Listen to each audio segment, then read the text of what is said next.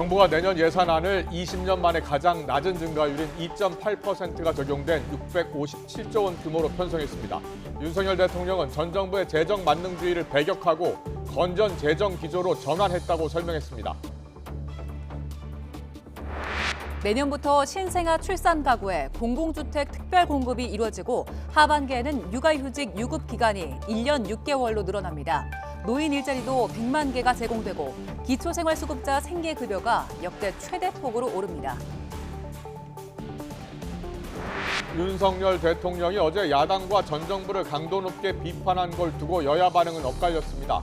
여당은 국정 운영의 방향을 강조한 것이라고 힘을 실었지만 야당은 국민을 포기한 것이라며 날을 세웠습니다.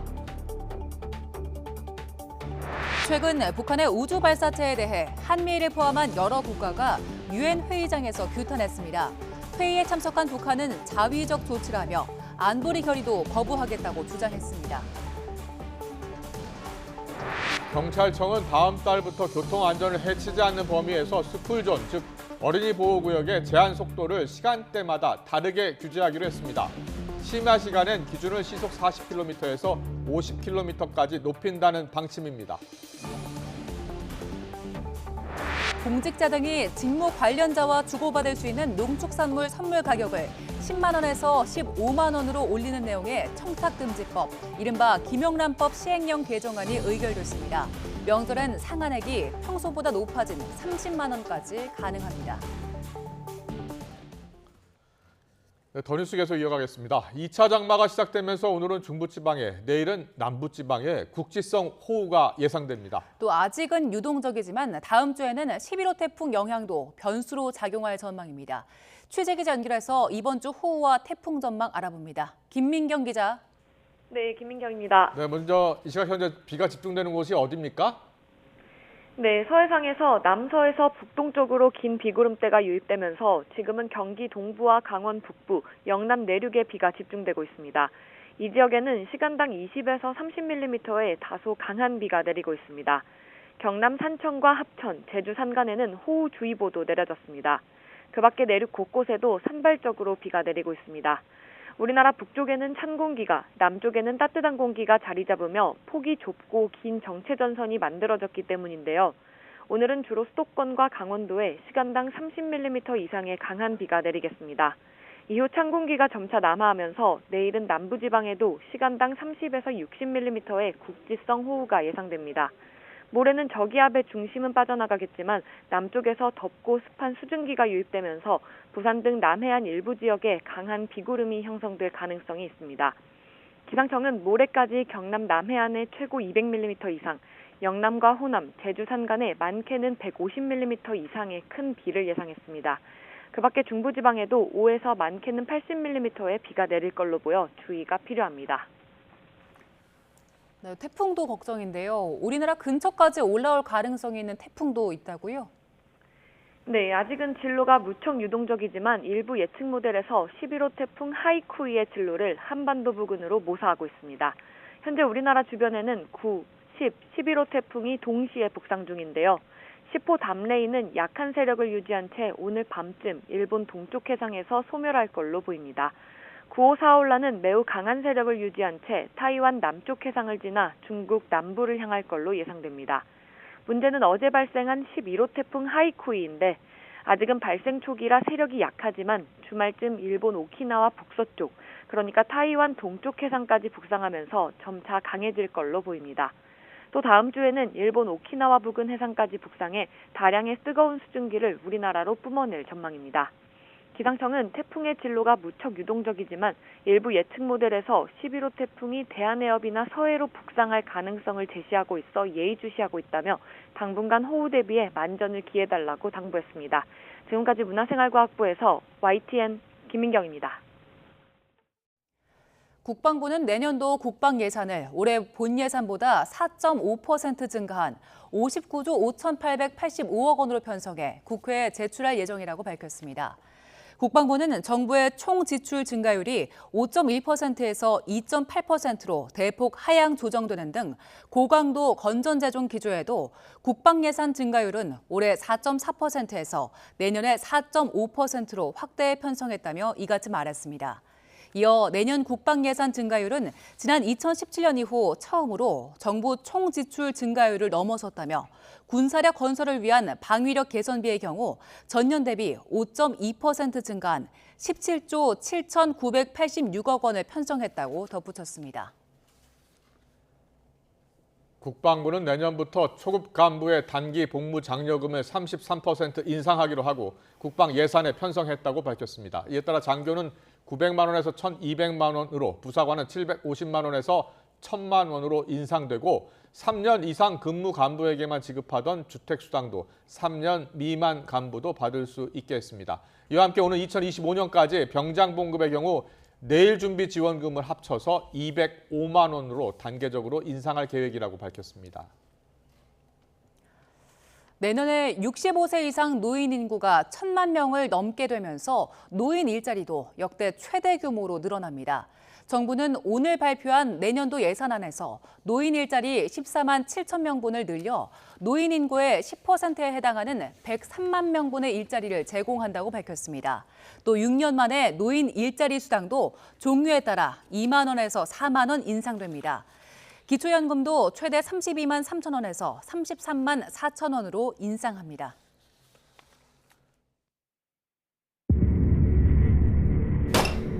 아무리 돈독이 올랐다지만 팔 게 없어 나라를 팔아먹다니.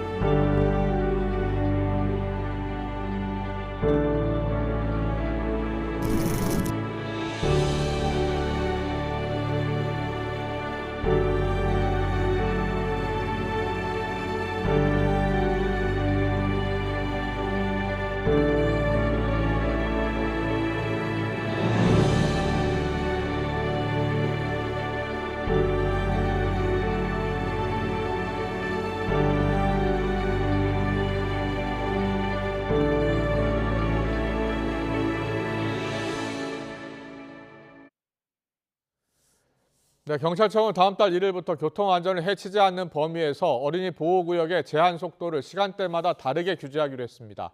현재 어린이 보호구역의 제한 속도는 시간대와 상관없이 시속 30km인데 어린이 사고 위험이 낮고 통행량도 적은 심야 시간대에는 기준을 시속 40km에서 50km까지 높일 방침입니다. 반대로 제한 속도가 40km에서 50km 사이인 어린이 보호구역에서는 등하교 시간대의 교통 안전을 위해서 제한 속도를 시속 30km로 일시 하향합니다. 공직자 등은 앞으로 명절 선물로 농축수산물을 30만 원까지 주고받을 수 있습니다. 정부는 오늘 국무회의를 열고 공직자 등이 직무 관련자와 주고받을 수 있는 농축산물 선물 가격을 10만 원에서 15만 원으로 올리는 내용의 청탁금지법, 이른바 김영란법 시행령 개정안을 의결했습니다. 특히 설날과 추석 명절은 상한액이 평상시 선물 기준보다 2배 높기 때문에 30만 원까지 가능합니다. 서희초 교사 49제를 맞아 계획했던 교사들의 대규모 추모 집회가 다시 추진됩니다. 자신들을 전국교사 일동이라고 밝힌 이들은 오늘 보도 자료를 통해 9월 4일 오후 4시 반에 국회 앞에서 숨진 서희초 교사 49제 추모 집회를 개최하겠다고 밝혔습니다. 전국교사일동은 앞선 운영팀이 집회를 철회했지만 교육부가 공교육 멈춤에 대한 겁박을 계속하고 재량 휴업일 지정 철회까지 이어지고 있다며 다시 집회를 열기로 했다고 밝혔습니다. 최근 북한이 우주 발사체를 발사한 것을 놓고 한미를 포함한 여러 국가가 유엔 회의장에서 규탄했습니다. 이번 회의에 참석한 북한은 자위적 조치라고 주장하며 안보리 결의도 거부하겠다고 주장했습니다. 최영주 기자의 보도입니다. 유엔 제네바 사무소에서 열린 우주안보를 위한 실무협의체 회의에서 북한에 대한 규탄이 쏟아졌습니다. 북한이 지난 24일 발사한 군사정찰 위성은 불법이라는 겁니다. The launch was illegal, unlawful, and at the same time irresponsible, and we condemn the DPRK for such action. 우리 외교부 대표는 그러면서 탄도미사일 기술을 활용한 모든 발사는 핵무기를 탑재할 수 있는 미사일 기술 발전에 기여할 수 있다고 지적했습니다. 일본 측 대표도 비판에 가세했습니다. 북한의 위성 발사는 영내 국가들의 심각한 위협이 되고 있다며 북한 측에 오는 10월 추가 발사도 하지 말라고 촉구했습니다. 미국도 북한의 위성 발사가 군축이라는 국제사회의 공동 목표에서 멀어지게 하고 있다고 강하게 비판했고 독일과 뉴질랜드 측 대표도 유엔 안보리 결의 위반이라며 규탄 입장을 냈습니다. 이에 대해 북한은 발언권을 얻어 반박에 나섰습니다. 북한 대표부 대사는 군사정찰 위성의 발사는 안전보장과 직결된 자위적 조치라고 주장했습니다. 그러면서 유엔 안보리 결의안은 유엔 헌장에 어긋나는 불법 문서로 결코 구속되지 않을 것이라고도 말했습니다. My country never ever recognized and rejected and will not be bound by such resolutions which seriously violating DPRK's right to use space. 이는 오는 10월로 예고된 군사정찰 위성의 추가 발사 의지를 거듭 밝힌 것으로 해석됩니다. 이번 안보리 회의에서도 러시아와 중국의 협조 여부에 이목이 쏠렸지만 여전히 소극적 대응으로 일관했습니다. YTN 최영주입니다. 김정은 북한 국무위원장이 한미일 정상을 향해 막말로 맹비난했습니다. 통일부는 한미일 정상들에 대한 김 위원장의 막말 언급에 대해 발언자의 저급한 수준을 드러낸다며 평가할 필요를 느끼지 못한다고 비판했습니다. 취재기자 연결합니다. 최도희 기자. 네, 통일외교 안보부입니다. 네, 김정은 위원장이 이런 비난을 언제 한 겁니까? 네, 북한의 해군절인 어제를 하루 앞둔 지난 27일입니다. 김정은 국무위원장이 북한군 해군사령부를 방문해서 한 축하 연설에서 이같이 언급한 건데요. 이와 관련해서 북한 매체는 김정은 국무위원장이 미국과 일본, 대한민국의 정상을 지칭해 막말로 비난한 뒤 얼마 전 이들이 모여 앉아 3자 사이의 각종 합동 군사 연습을 정기화한다는 것을 공표하고 실행에 착수했다고 말했다고 전했습니다. 김 위원장이 우리를 향해 대한민국으로 지칭한 건 이번이 처음으로 남북 관계를 국가 대 국가로 바라보겠다는 관점을 내비친 것으로 풀이됩니다. 김 위원장이 캠프 데이비드 한미일 정상회의를 직접 비난한 것 역시 이번이 처음입니다. 김 위원장은 또 미국을 비롯한 적대 세력들의 무모한 대결책 등으로 한반도 수역이 가장 불안정한 핵전쟁 위험 수역으로 변해버렸다고도 주장했는데요. 현 정세에 대해선 해군이 상시적으로 임전태세를 유지하며 유사시 적들의 전쟁 의지를 파탄시키고 최고사령부의 군사전략을 관철할 수 있게 준비될 것을 요하고 있다고 평가했습니다. 김 위원장은 아울러 북한 해군은 전략적 임무를 수행하는 국가 핵 억제력의 구성 부분으로 될 것이라고도 덧붙였는데요. 이 같은 발언에 대해 통일부는 한미일 협력체의 획기적 진화에 김 위원장이 위기의식을 드러낸 것으로 평가했습니다. 또 한미일 정상들에 대한 김 위원장의 막말 언급은 발언자의 저급한 수준을 드러내는 것으로 평가할 필요를 느끼지 못한다고도 덧붙였는데요. 북한은 사상 누각에 불과한 헛된 전쟁 준비 완성을 운운할 것이 아니라 민생 개선에도 힘을 쏟아야 한다고 강조했습니다. 예, 김정은 위원장이 해군력을 강조하고 있는데 왜 그런 겁니까? 네, 제가 앞서 말씀드렸듯이 김 위원장 발언에선 핵 억제력 일부를 담당할 것이라면서 핵 무력을 북한 해군에 적용하겠다는 취지의 언급이 있었는데요. 이에 따라 전술핵의 북한 해군 배치가 임박한 것 아니냐는 관측도 나옵니다. 현재 북한 해군력은 우리 해군과 비교해서 매우 열악한 상황으로 김 위원장의 연설에서도 북한 해군이 최신 무장 장비와 전투 기술 기제를 갖추지 못했다는 언급이 나오는데요. 이에 따라 앞으로 핵 무력이 배치되고 운영되면 북한 해군도 앞으로 강력해질 수 있다는 메시지를 주면서 북한 해군의 사기를 진작시키려는 의도도 있는 것으로 보입니다. 김 위원장이 지난 2012년 집권한 이후 해군절 기념행사에 참석한 것 역시 이번이 처음으로 매우 이례적인 상황인데요. 앞서 김 위원장은 지난 21일에도 해군 제2수상함 전대를 시찰하는 등 최근 들어 부쩍 해군 무력 강화를 강조하는 모양새입니다. 네, 이번 방문에 김 위원장의 딸 주혜도 동행했는데 김 위원장과 거의 모든 일정을 함께 했다고요? 네, 그렇습니다. 북한 매체는 김 위원장이 사랑하는 자제분과 함께 해군사령부에 도착했다고 전했는데요. 이 사랑하는 자제분은 바로 김 위원장의 딸 주혜를 뜻합니다. 북한 관영 매체인 조선중앙TV를 보면 주회가 김 위원장의 해군 명예위병대를 사열할 때 김 위원장 뒤를 따르는 모습이 포착됐고요. 해군 간부들과 기념사진 촬영은 물론 작전지휘소, 배구경기 관람에서도 김 위원장의 옆자리는 주회의 차지였습니다. 저녁 경축연회에서도 주회가 김 위원장 옆에 앉아있는 모습이 포착됐습니다. 주회가 북한 매체에 다시 등장한 건 지난 5월 16일 김 위원장의 정찰위성 발사 준비위원회 현지지도 당시 동행한 이후 3개월여 만입니다.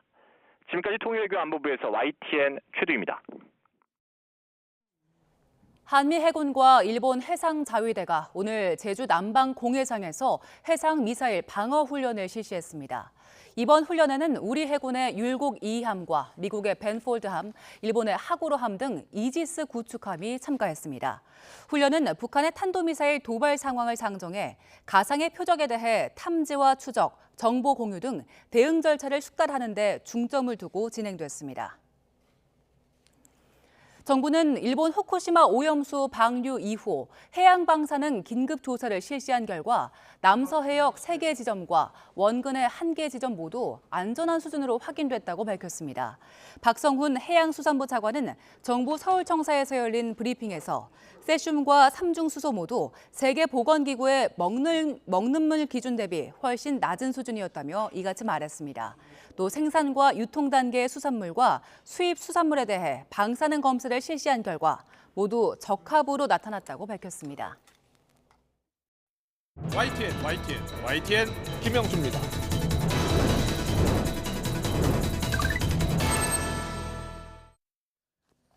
윤석열 대통령이 오늘 내년도 예산안과 관련해서 전임 정부의 재정 만능주의를 배격하고 건전 재정 기조로 전환했으며 선거 매표 예산을 대폭 줄여서 약자 복지와 오염수 관련 예산을 확대했다고 밝혔습니다.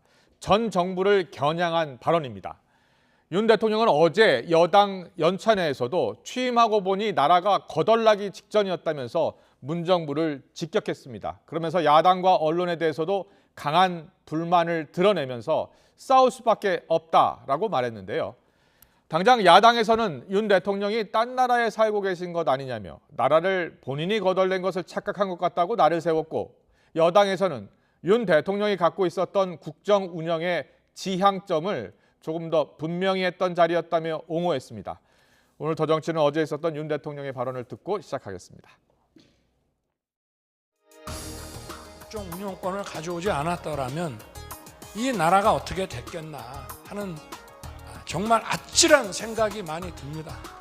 국회에서 여소야대에다가 언론도 지금 뭐 전부 야당 지지 세력들이 잡고 있어서 그래서 24시간 우리 정부 욕만 합니다.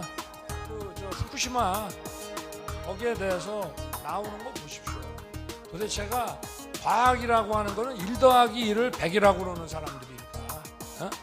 근데 이제 이런 세력들하고 우리가 또 싸울 수밖에 없습니다.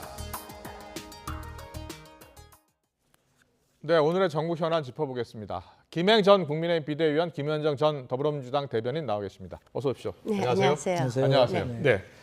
윤석열 대통령이 어제 여당 연천에 참석해서 한 발언, 여야 공방으로 이어지고 있는데요. 일단 작심 발언이었다라는 평가입니다. 네. 먼저 김행 전 비대위원께서는 어떻게 들으셨어요? 뭐 국정 운영의 방향을 제시했을 뿐이다. 앞서 이제 김병민 최고위원이 그렇게 이야기하더라고요. 저는 이제 대통령께서 아찔했다 이런 표현을 쓰셨어요. 예.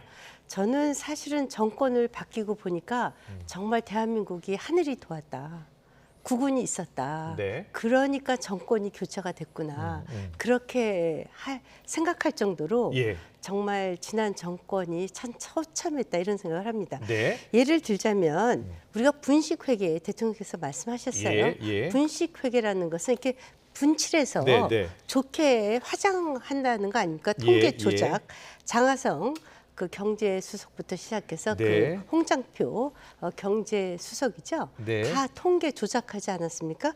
보십시오. 2017년도에 660조 2천억이었던 국가 채무가 2022년 1069조 8천억으로 네. 무려 400조가 늘었습니다. 네. 저희가 정권 바뀔 때 지난 정권이 결코 건강하지 못했을 것이라고는 알았지만 이 정도로 곳간을 비워놨을 거라고는 상상도 못했고요. 네. 그것이 다 돈풀기성 그 일자리 창출이라든가 뭐 포퓰리즘 정책, 선심성 복지, SOC에 대한 과대한 투자. 그런데도 불구하고 얼마 전에 이재명 대표께서 또 추경에 30조를 풀자. 이렇게 지금 선거를 앞두고 그 돈을 풀자고 하니까 민주당이 지금 정상적인 정당이라고 보긴 상당히 어렵죠. 네, 김영희 전 비대위원께서 이야기해 주시는 부분 가운데 이제 통계 조작 관련해서는 또 야당에서는 조작이 아니라는 주장이고 서로 이제 대치되는 면이 있다는 점을 좀 말씀을 드리고요. 김영희 전 대변인은 어떻게 들으셨어요? 야당에서는 협치 발언 포기다. 이러면서 윤 대통령의 발언을 강하게 비판했습니다. 어떻게 들으신 거예요? 저는 이게 무능한 그 권력의 뻔뻔함과 오만한 현실 부정을 보는 것 같았습니다. 그리고 실제로 뭐 벌거숭이 임금님을 보는 듯한 그런 느낌이라는 말씀을 하지 않을 수가 없는데요. 어떻게 그 정권을 뺏어오지 않았으면 아찔했다. 그리고 야당과 언론 24시간 동안 정권 욕만 한다. 이런 표현을 할 수가 있습니까? 기본적으로 언론은 권력을 감시하는 기능을 하는 거고 야당도 견제와 균형의 그 원리에 의해서 정부를 비판할 수 있는 것 아니겠습니까? 그런 것 자체를 부정하면서 막연하게 이렇게 그 전 정부 탓이라든지 야당 언론 탓을 할 것이 아니라 실제로 1년 6개월 동안 어떤 성과가 있었는지를 가지고 근거를 가지고 비판해야 되는 거 아니겠습니까? 그런데 지금 지난 1년 6개월 동안에 국민들은 지금 어떻게 알고 있습니까? 지금 각종 뭐 경제와 민생의 수치는 가장 최저에 지금 떨어져 있고.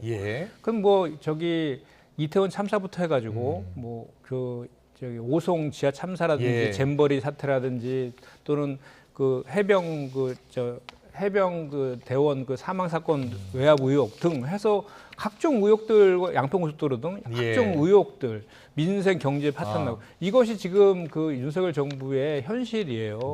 그래서 오히려 국민들은 눈 떠보니 후진국이 됐다 이렇게 얘기하고 있고요. 이 윤석열 정부의 이런 실정들 때문에 오히려 더 아찔하다고 느끼는 것은 국민들이다 이 말씀드립니다. 그렇다면 윤석열 대통령이 왜 이렇게 강하게 비판했다고 보세요? 아무래도 지금 이제 그 총선이 얼마 남지 않았지 않습니까? 근데 지금 현재 경제나 민생의 지표라든지 뭐 수출, 내수 다 부진하고 있고 각종 지금 의혹들은 터지고 있고 그리고 후쿠시마 오염수 해양 투기와 관련해서도 국민적인 비판 여론이 대단히 높고 있지 않습니까? 이런 모든 것들을 그 국정 기조를 바꾸지 않으면은 해결할 수 없는데 국정 기조를 바꿀 생각이 없다 보니까 이것을 누군가의 탓을 하려고 희생양을 누군가를 만들어내야 되니까 전 정부 탓, 야당 탓, 언론 탓, 시민단체 탓 이렇게 하고 있는 것이다라고 저희는 생각합니다. 그 오염수 방류 이후서 윤 대통령의 메시지가 어제 처음 나왔습니다. 1 더하기 1을 100이라고 하는 사람들이다. 이렇게 비판을 했어요. 이미 많은 과학자들이 후쿠시마 오염수라고 하는 데에 오염 수치를 보면 티끌을 모아도 티끌이었을 뿐이 없다라는 것이 이미 과학적으로 증명이 됐다고 하고요.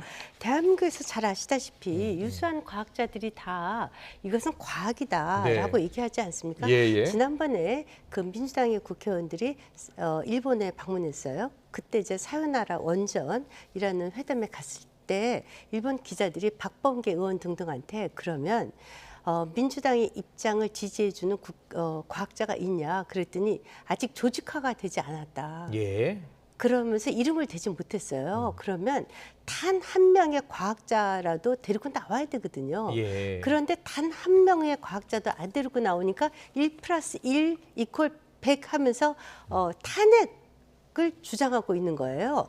저는 지금 대한민국의 민주당 그리고 북한 그리고 중국 말고 후쿠시마 오염수에 대해서 반대하는 나라가 없어요. 그러면 미국, 캐나다, 멕시코, 호주, 뉴질랜드, 대만에 이르기까지 이 나라들은 도대체 비정상적인 국가입니까? 그리고 왜 EU는 그 IAEA 보고서가 발표되자마자 일본산 수산물을 수입하겠다고 발표를 합니까? 오로지 북한과 중국 그리고 민주당만 핵 오염수를 이렇게 1+1 = 100이라고 괴담을 퍼뜨리고 있으니까 네. 정말 답답한 것이죠. 자, 제가 김현정 전 대변인 말씀해 주세요. 윤석열 대통령이 너무 현실을 모르는 것 같아요.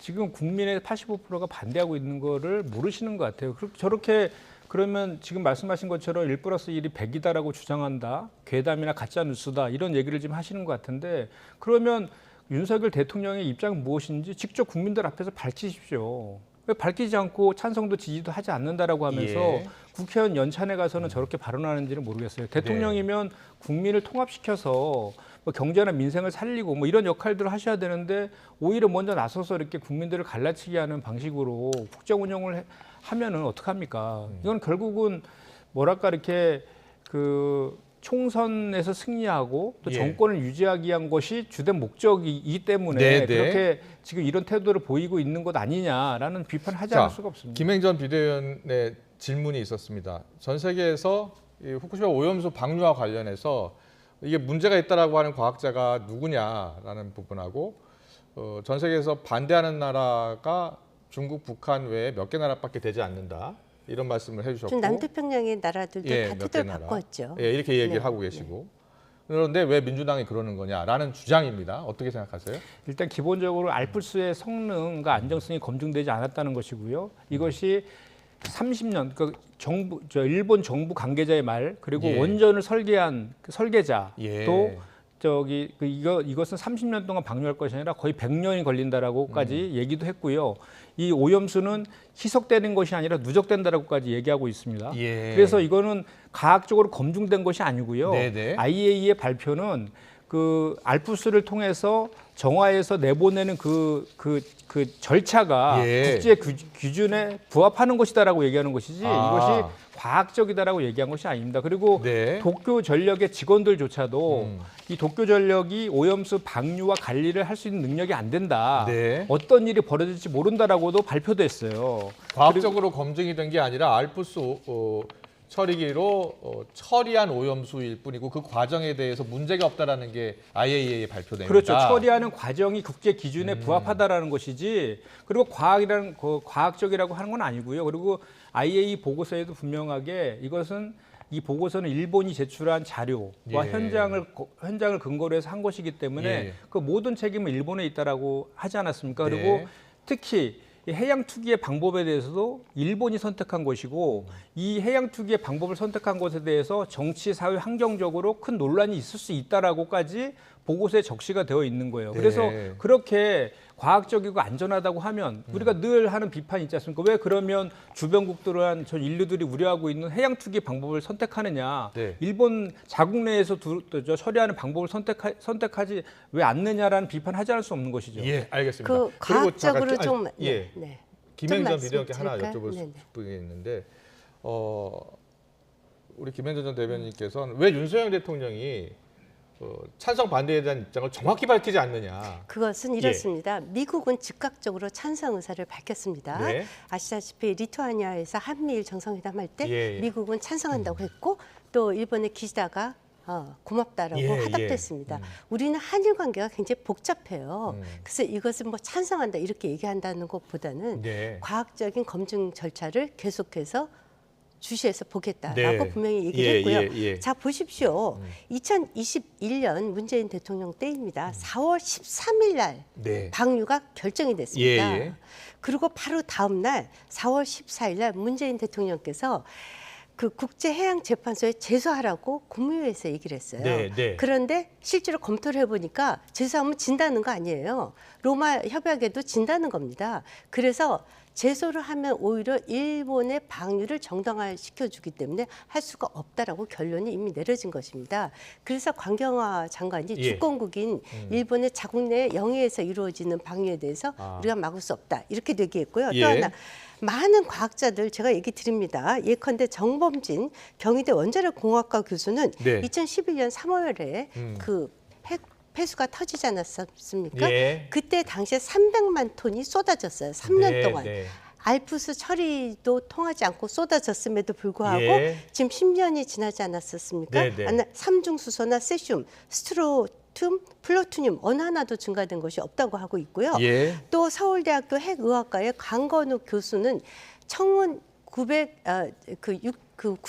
94년부터 조사를 했지만 지금까지 대한민국 해역이 바뀌지 않았다고 하고 있어요. 네. 정효은 카이스트 교수도 이 피폭량이 티끌 모아도 티끌이다라고 이렇게 수도 없이 많은 과학자들 600여 명의 핵 전문 과학자들이 얘기를 하고 있어요. 그러면 제발 부탁인데요. 네. 단 한 명의 과학자라도 민주당에서 좀 데리고 나오면 좋겠어요. 정말 단 한 명도 왜 단 한 명도 못 데리고 나오세요? 자, 그러니까 아니 왜 못 데리고 나오세요? 좀 전에 말씀하신 네. 그렇게 주장하는 사람들 얼마든지 있죠. 학자입니다, 주장하는 학자. 학자도 저희 예. 민주당에도 학자분들 오셔갖고 그렇게 저기 문제가 아니, 있다고 그 주장하는 이름을 분들 얘기해 계시고 주세요, 제가 조금 전에 좀 이름을. 몇 가지 이름을. 말씀을 네, 드리잖아요. 그 원전을 설계한 분조차도 예. 이게 30년이 아니라 100년이 걸린다라고 하고 있지 않습니까? 그리고 그 4월 13일 날, 21년 4월 13일 날이 일본이 방류하겠다고 선언한 날이에요. 네. 바로 그날 문재인 정부에서는 국무총리실 보도자를 통해서 명확하게 이건 예. 단호하게 반대한다라고 그 보도자를 냈습니다. 그것이 문재인 정부의 공식 입장인 거고요. 예. 그리고 그때 그 국민의힘에서 오히려 국회에서 반대 결의안 채택한 거죠. 그래서 네. 지금 현재의 그대로 기준은 민주당은 방류에 반대하는 것이고 정부와 여당은 찬성하는 것이죠. 그거는 정확한 팩트라는 말씀을 제가 드리고 그다음에 그 21년 4월 13일 방류를 결정한 날에 그 유엔의 인권 최고 대표 사무국에서도 성명을 발표해서요. 분명하게 반대한다고 입장을 표명했습니다. 그리고 또 하나는 올해 10월 달에 런던 협정과 런던 의정서 총회가 열립니다. 네. 거기에 이 일본의 핵 오염수 해양 투기가 안건으로 올라가요. 예. 이 안건으로 채택해달라고 요구한 것이 바로 21년 4월 달에 문재인 정부였습니다. 그래서 여기에서 만약에 런던 의정서 1조에 해당하는 투기에 해당한다고 결정이 되면 방류 중단해야 되거든요. 네. 그렇기 때문에 윤석열 정부의 지금 의지와 태도가 대단히 중요한데 지금처럼 IAEA에 의존적인 그런 태도를 보이면 너무나 안 된다는 그 얘기를 자꾸 하고 있는 것이죠. 런던 의정서 예. 부속 사항에 보면요. 짧게요. IAEA 권고에 맞춰서 하면은 이것에 대해서 문제 삼을 수 없다라고 분명히 되어 있어서 네. 문재인 대통령께서 당시에 2021년 4월 14일 날 국무회의 때 단 한 번 얘기하셨다가 네. 그냥 꼬리를 내리신 예, 거예요. 예. 그래서 이것이 만약에 그 위험 수치가 넘어가면 국제해양재판소에 제소하겠다고 한 것은 오히려 네. 지금 한 총리입니다. 알겠습니다. 네. 알겠습니다. 여야 입장차를 들으셨습니다. 계속해서 다음 이슈로 좀 넘어가야 될 것 같습니다. 여야가 나란히 어제였죠. 그리고 오늘까지 1박 2일 연찬의 워크숍을 마무리했고 결의문도 채택했습니다. 어떤 내용인지 듣고 오겠습니다. 무너진 국가 시스템을 정상화하고 망가진 경제를 회복시키는 데에도 많은 어려움이 있는 상황입니다. 특히 절대다수의 야당은 각종 악법들을 일방적으로 물어붙여 정부 여당에게 정치적 부담을 떠안기고 있으며 후쿠시마 오염수 사태와 같은 선동 정치로 국민을 혼란과 고통에 빠뜨리고 있습니다. 내년 총선에서 정치 교체와 국회 교체의 토대를 마련하겠습니다. 윤석열 정부는 검찰공화국을 통해 대한민국이 민주공화국이라는 헌법 1조 1항을 정면으로 부정하고 거부권 정치와 시행령 통치로 삼권 분립을 심각하게 위협하고 있습니다. 민주당이 퇴행의 시대를 끝내겠습니다. 후쿠시마 핵물질 오염수로부터 대한민국 주권을 지키겠습니다. 강도 높은 자기 개혁으로 국민 신뢰를 회복하겠습니다. 네, 어제 여야 연찬회 1박 2일 결의문 채택 내용까지 들으셨고요. 어제 뭐 정기국회 전략 그리고 내년 총선 전략까지 논의한 것으로 전해졌는데 어제 국민의힘 그 연찬회 때 김병준 고문이요? 국민의힘 의원들에게 쓴소리한 거 이야기 들으셨죠? 네네네. 네. 네. 그 쓴소리 내용이 대통령 입만 쳐다보지 말라라는 내용이었어요. 네. 예. 이전에 이제 이준석 전 대표가 이제 그 윤석열 대통령을 그 일그러진 영웅이라는 이문열 씨 소설에 나오는 그 뭐라 그럴까 학폭의 주인공 같은 그 엄석대라고 그렇게 비난을 한 적이 있어요. 예, 예. 그런데 이제 그렇게 대통령이 엄석대라는 말을 듣게 하면 안 된다. 듣게 하면 안 된다. 그러니까 이제 우리 당에서도 좀 더 자율적인 목소리를 내라. 네. 그래서 시시비비를 좀 가려서 네. 그 자유주의자 선생님을 좀 만들어라. 이런 식의 조언을 네. 좀 한 것 같아요. 그 조언에 대해서 아무래도 이제 의원들 반응은 어땠다고 합니까? 우리 당이 예. 선거를 앞두고 예. 좀 더 자율성을 갖고 그 자유로운 목소리가 나오는 것은 저도 분명하게 필요하다고 보고 이것은 이제 당의 활성화를 요청한 것이라고 저는 봅니다. 예, 그 수도권 위기론 이야기도 나왔다고 네. 하던데요. 예. 지금 수도권 위기로는 아마 민주당도 수도권이 위기라고 할 거예요. 예. 여야가 다 똑같이 수도권을 지금 자신할 수 있는 정당이 없습니다. 예. 왜냐하면 이미 무당층이 30%가 넘어요. 그래서 뭐 민주당이나 우리 당이나 뭐 몇 %% 올랐다 내려갔다 예, 예. 이거 갖고 안심할 상황은 보니까 아닙니다. 김기현 대표나 뭐 이진복 정무수석은 위기론은 언론이 만든 얘기다. 수도권 위기론은 뭐 건강한 논쟁이다. 이런 조금의 약간의 시각차. 그리고 특히 윤상현 의원 같은 경우에 수도권 만만치 않다. 위기의식 가져야 한다라고 이야기하나 봐요. 당내에서 네네. 감론을박이 있었나 봐요. 감론을박이 있죠. 그리고 네. 이제 아시다시피 이제 수도권이 121석. 예. 근데 그 중에 저희는 이제 18석분이 아. 없으니까 지난 뺏어야 되는, 총선에서. 예. 네, 뺏어야 되는 입장이니까 아무래도 이제 수성하는 데는 수성하는 데를 예. 이제 불안할 테고 저희는 이제 뺏어야 되니까 더 전투력을 더 갖춰야 되겠죠. 자, 여당에서는 수도권 위기론이 있었다면 야당에서는 이재명 대표 사법 리스크 이야기가 있었습니다. 오늘 저희가 녹취를 준비했는데 이상민 의원과 정청래 최고위원의 발언을 듣고 오겠습니다. 서른 의원은 마이크를 잡으셨더라고요. 이 대표가 심청이처럼 인당수에 빠져야 왕비가 될 수 있다. 이 사법 리스크가 현실적으로 당에 악영향을 주고 있고 본인뿐만 아니라 당에도 매우 큰 악영향을 주고 있기 때문에 뭐 대표직 사퇴라든가 또는 지금까지 약속한 불체포 특권을 실제로 그 행동으로도 보이고 그 이재명 대표로 하여금 용단이 필요하다. 근데 어쨌든 검찰이 구속영장을 쳐오면 체포동의는 어떻게 할 거냐 현실적인 과제가. 그러니까 문제는 뭐냐면 제가 이런 말씀을 드리는 것은 수사거리가 안 되고 영장 청구감이 안 된다 이런 것을 제가 주장을 하는 거예요. 육하 원칙이 없는 것은 영장거리도 안 되죠. 이런 무도한 검찰의 포갑 앞에서는 저는 민주당이 똘똘 뭉쳐서 저는 부결시켜야 된다 이렇게 생각합니다. 의견의 기류는 어때요? 어떤 쪽이 더 많습니까? 그런 쪽으로 이제 많이 가고 있습니다 지금. 자, 어제 이재명 대표가 9월 셋째 주에 검찰에 출석한다는 입장을 밝혔더라고요. 네네. 그리고 만약에 검찰 영장을 청구하게 되면 어떻게 할 것이냐를 놓고서 갑론을박이 있었나 봐요. 대체적으로 당 분위기는 어떻습니까 지금? 연찬회에서 사실은 한 2시간 동안 토론하는 과정에서 네. 딱 2명이 발언했다고 합니다. 그래요? 예. 예. 그 저기 서른 의원하고 양경수 의원 2명이 했다는 것인데 서른 의원이 한 얘기가 이재명 대표가 심청이처럼 인당수에 빠져야 왕비가 될 수 있다. 그 말인데요. 예. 그러니까 당당하게 불체포 특권 내려놓겠다 하겠으니 당당하게 임해라. 여기에 이제 방점을 두고 얘기한 건데 원래 뭐 대선 경선 때부터 초지일관 그렇게 주장하신 분이기 때문에 뭐 새로운 내용은 사실 아닌 거고요. 검찰 영장 청구할 가능성이 높잖아요. 어떻게 보세요?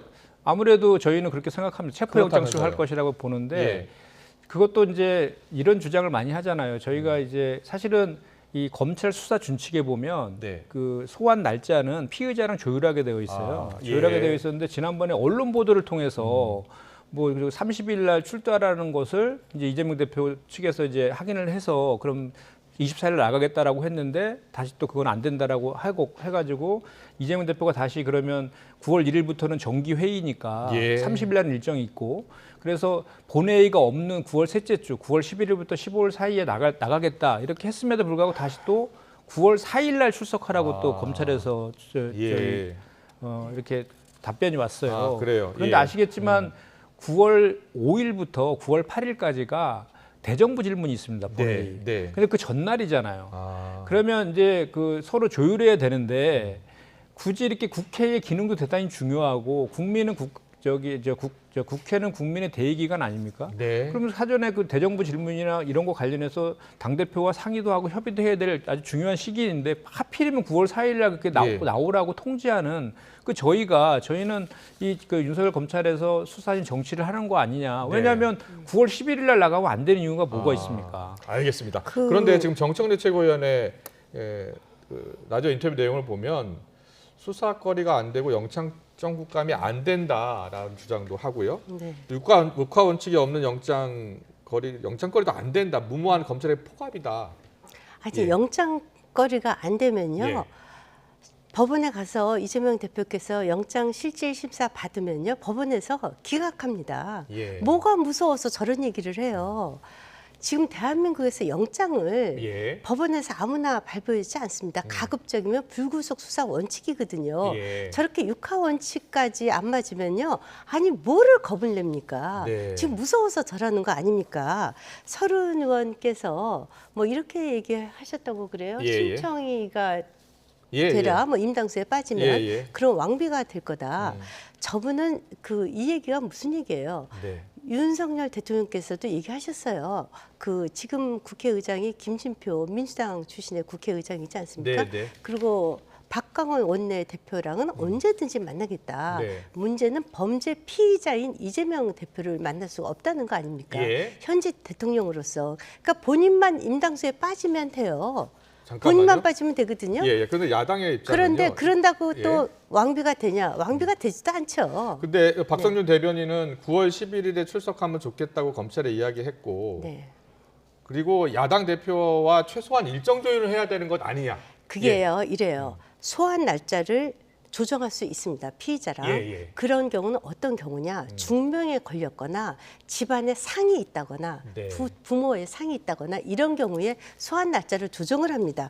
아니 그 다음 날 그 대정부 질문 있을 적에 야당 대표가 나와서 질문에 답합니까? 아니지 않습니까? 아니 그거하고 본인하고 무슨 상관이 있어요? 아니 그냥 그리고요 또 지금 또 더 중요한 것은 영장 청구 날짜를 비회기 기간 동안 해달라는 거 아닙니까? 지난번에 이재명 대표가 직접 밝혔죠.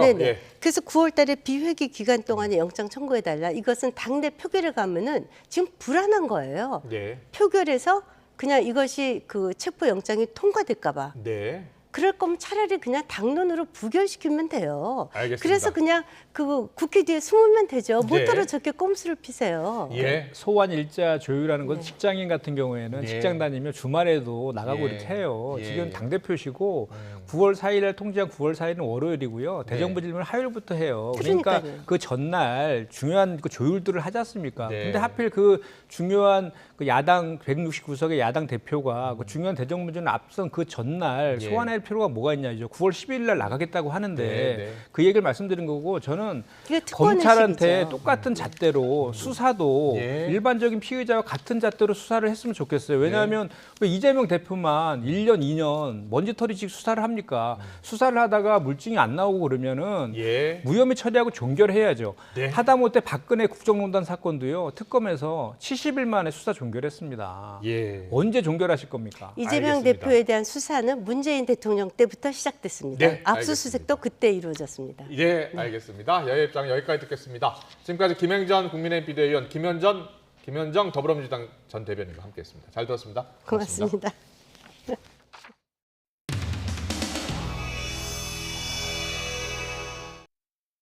받들어! 총!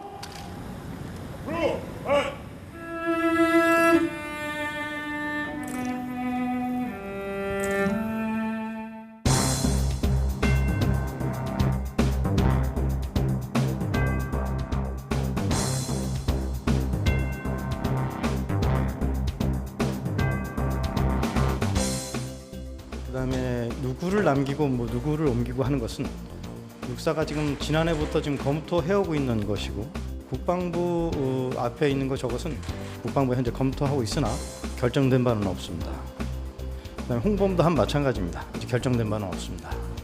그리고 홍범도함 이름 바꾸는 것도 지금 검토를 하고 있는 거예요? 그게 해군에서 이제 뭐 검토해야 될 사안인데 제가 알기로는 검토가 되는지를 한번 확인해봐야 될 것이고 알기로는 하여튼 결정된 바는 없다. 그러니까 검토할 사안이다라는 게 국방부 입장이에요. 네, 국회에서 장관님께서도 그런 말씀을 하셨던 것으로 압니다. 이름 홍범도함 이름도 바꾼다. 결정된 게 없다. 그것도 검토를 한다. 뭐 필요하다면 검토할 수 있다고 생각합니다. 네.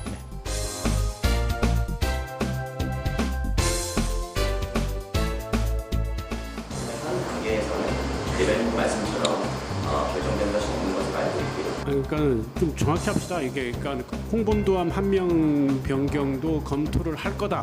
검토를 하고 있다. 검토의 필요성이 있다. 뭐 여러 가지 그 어미가 붙을 수 있지 않습니까? 근데 현재 해군에서 어떤 검토가 이루어지고 있는 것은 아닌 것으로 알고 있습니다. 그러니까 그게 이제 검토를 해야 될 필요성이 있다면 검토한다는 것입니다. 네? 검토할 필요성이 있으면 검토한다는 뜻입니다. 검토를 검토하는 건가 그럼? 아니 필요성이 있으면 검토한다는 것이죠. 근데 그 연장선에서 지금 잠수함 중에 신체호함이 있죠. 문제 제기가 있지 않겠습니까? 어떻게 생각하시는지, 뭐 필요하면 검토하실 예정이신지, 필요하다고 보시는지. 그런 문제 제기가 있다고 들어본 적은 없습니다. 필요하면 검토하겠네요. 뭐가 필요하다는 말씀이신지. 이름 변경이 필요하다고 판단이 되면은 검토. 지금 가정 또는 전제로 지금 말씀하시는 것 같은데.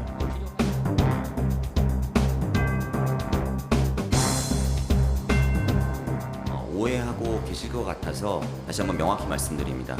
현재 해군은 홍범도함 한 명 재정 변경 등에 대해서 검토하고 있지 않습니다.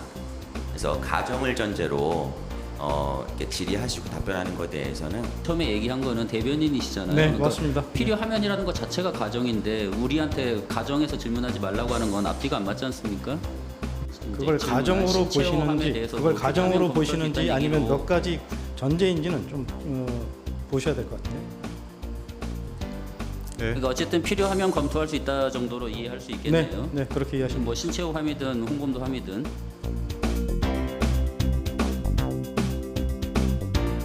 제가 신체호함은 말씀 안 드렸는데.